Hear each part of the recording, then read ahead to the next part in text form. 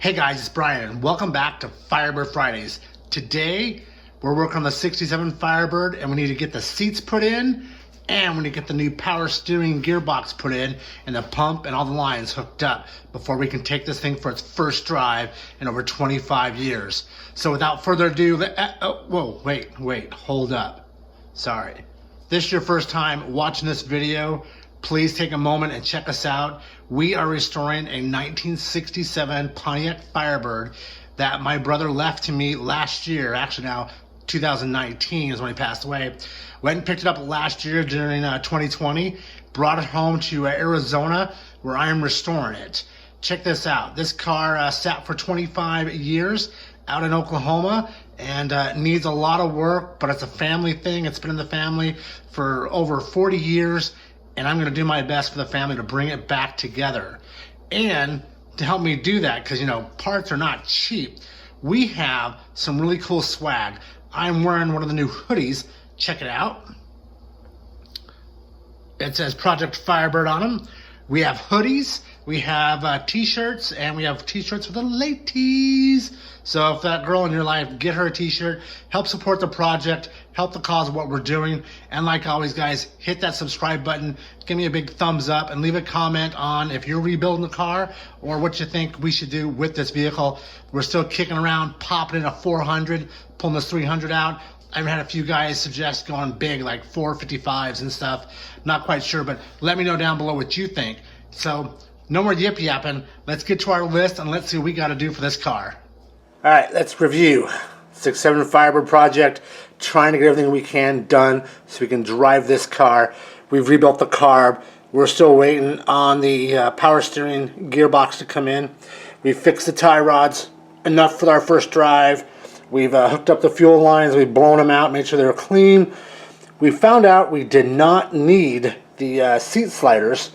Actually had the sliders, and that's what we're going to do today, is work on those seats. Fix the brake lines, we got that done, although we did have a new brake line. There's a rubber one, just one, in the back of the Firebird that we're waiting on a part for, hopefully today. And we've checked the transmission, we know there's fluid in there, and we've checked the rear diff, and we know that's good. So, let's take care of our seat rails. So here are two seats, and you can see we do have the rails, although they are pretty rusty and crusty. So we're going to take some Pussy Blaster and squirt in there to lube them up. And over on this side here, and they're just so low, it doesn't really raise the seat up that high. So it acted like we were just sitting on the floor, but actually. So we're going to lube those up, and we're going to bolt them down. And oh, check this out.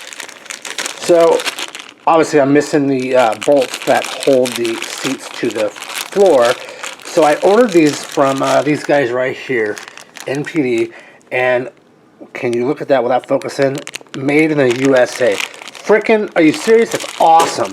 That was one of my biggest concerns with this build, is finding American-made parts for American-made car.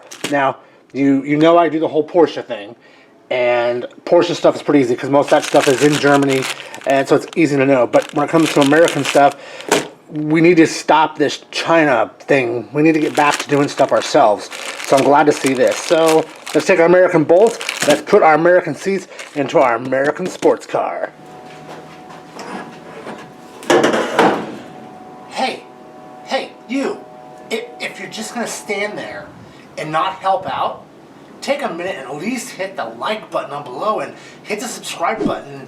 And yeah, why don't you make a comment? Tell me what you're doing and how good I'm doing and something. Shit, help out a little bit.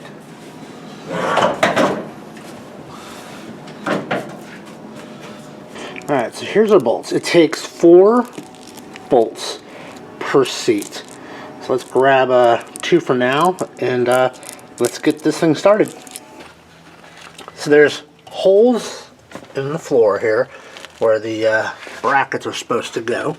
So let's line those up and we'll tighten these down, see what happens.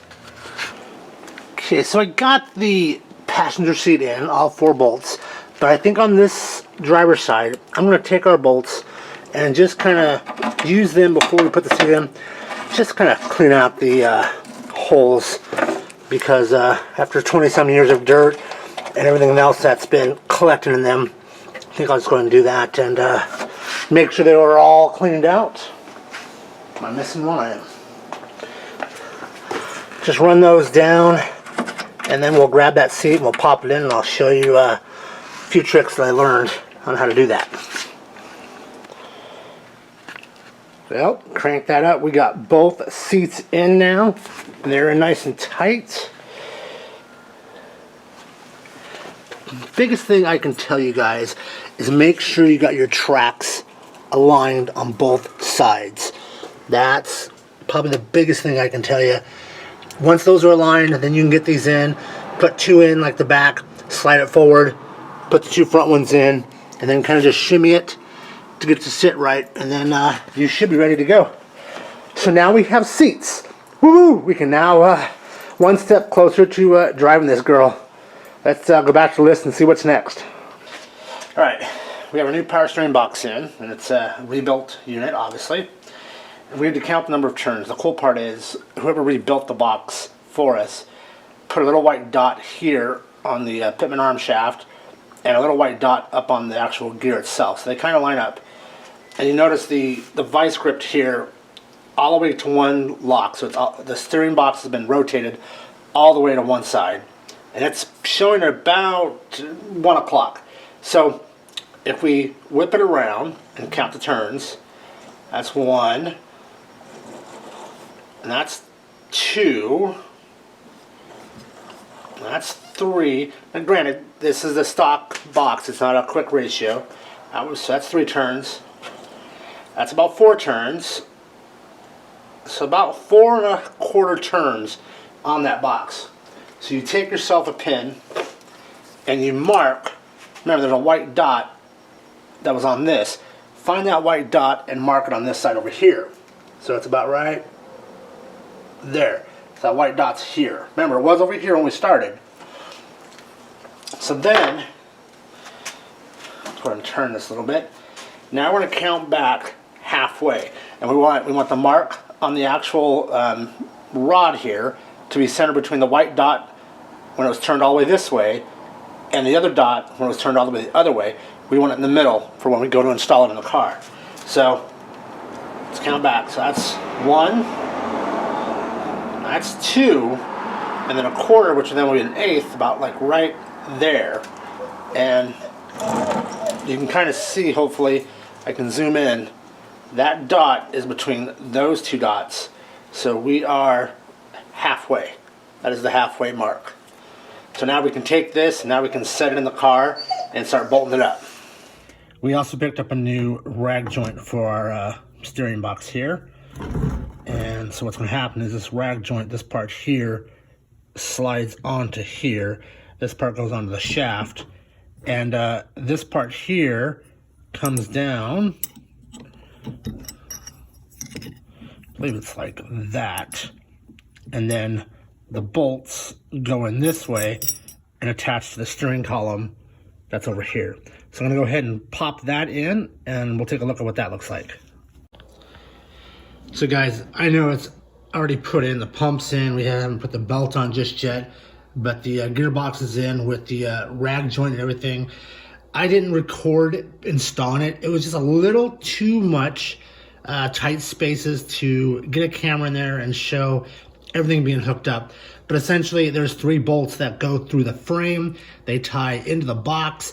You get one in at the top, and you kind of wiggle it, and then you can kind of balance it and get those other 2 bolts in. Once you get those in, you put the rag joint onto the gearbox first, then line up the steering column and get those 2 bolts in. Get your pinch bolt in on the coupler, on the rag joint, and then throw in your power steering lines. The one with the crimped factory hose, that is your high pressure. The one with the just a little clip there, the hose clamp, that there is your low end. So that's where they go. One closer to the motor, one closer to the fender. But about an hour or so to get that all put in, and of course you have to put in your idler arm nut as well, which is like an inch and an eighth or an inch and a quarter inch bolt. Pretty big bolt. But anyways, that's putting that in, so that's good to go. Let's move up and do what's next. Okay, next is that pitman or idle alarm. You have to get that big, and that's about a 32, maybe a inch and a quarter-inch nut that has to go on there, and it doesn't go on all the way to the top. You gotta have some finger space, but I'm gonna tighten it up a little bit more, but it doesn't go all the way to the top, so you don't have to worry about cinching it to the top there. So if that's done and everything else is buttoned up down here, we'll turn our attention to up there, getting everything buttoned together, and I think we're gonna see this thing. Watch the wheels turn. All right, before we hook the hoses up to the new power steering box, thought we would just take both of them and put them off to the side, pour some power steering fluid in there, spin this, get this to circulate until we can see clear fluid coming out of that. So let's give that a shot and see how that works out. It's probably the first time in 25 years since had power steering fluid in the pump.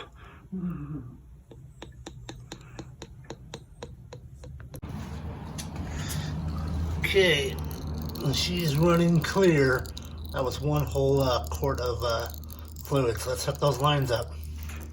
Okay, so your crimped line, high pressure, goes to the one closest to the front of the car, and your low pressure, which is just your hose attached there, goes to the low end. So we'll take our crow's foot, we'll get down in here and we'll tighten these up. Okay, so we now have the lines hooked up to the new box. Rag joint is secure, the pinch bolt is secure, the 3 bolts that hold it to the frame is secure, and we've filled up our reservoir. Now just have your beautiful wife turn that steering wheel nice and slow, one way to the other. Just keep doing it, keep turning the wheels, and then once you get all the way to stop, then go all the way back.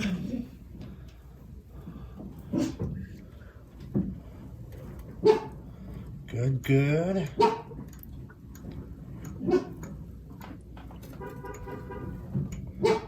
It's pouring out a little. Yep, just keep doing it.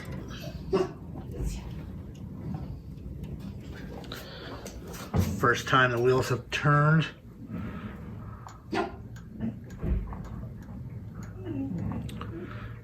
Sweet.